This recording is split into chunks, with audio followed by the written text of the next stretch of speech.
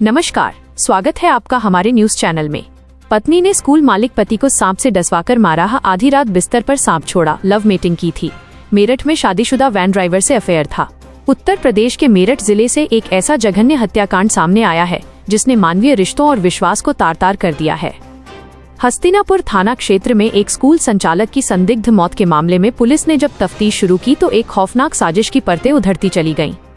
एक पत्नी ने अपने ही पति को रास्ते से हटाने के लिए न केवल उसे धोखे से नींद की गोलियां दी, बल्कि आधी रात को उसके बिस्तर पर देश का सबसे जहरीला करैत सांप छुड़वाकर उसकी जान ले ली। इस पूरी वारदात में महिला का साथ उसके स्कूल के ही एक शादीशुदा वैन ड्राइवर ने दिया। 7 साल पहले हुआ था प्रेम विवाह, फिर भी पनपा अवैध संबंध। मृतक अतुल कुमार ने करीब 7 साल पहले परिवार की मर्जी के खिलाफ जाकर दामिनी से लव मैरिज की थी। 4 साल पहले उन्होंने अपनी निजी नौकरी छोड़कर कृष्ण किड्स प्ले स्कूल की शुरुआत की थी, जिसे दोनों मिलकर चलाते थे। इसी दौरान 2 साल पहले स्कूल में 10,000 रुपए महीने पर तुषार पायला नाम के एक वैन ड्राइवर को रखा गया।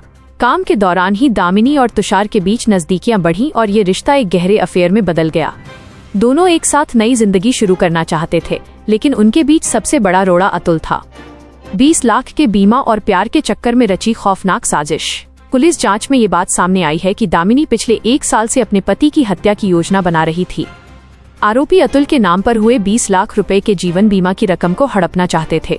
इससे पहले आरोपियों ने अतुल को एक तेज रफ्तार कार से टक्कर मारकर एक्सीडेंट दिखाने की भी कोशिश की थी, लेकिन उसमें अतुल बच गए। इसके बाद दामिनी लगातार अतुल के खाने में नशीली गोलियां मिलाने लगी, जिससे अतुल की तबीयत अक्सर खराब रहने लगी थी। जब पुरानी सारी साजिशें नाकाम हो गईं, तो आरोपियों ने मौत का एक नया और अचूक जाल बुना।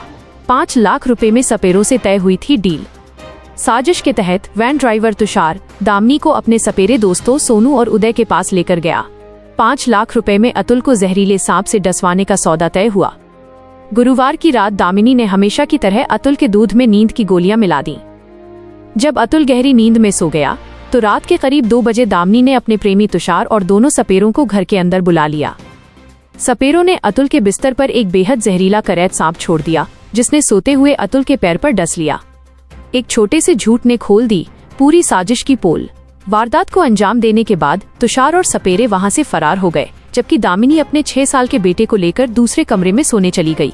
सुबह 6 बजे उसने कमरे में जाकर चीखना चिल्लाना शुरू कर दिया और परिजनों को बताया कि अतुल की मौत सांप के काटने से हुई है।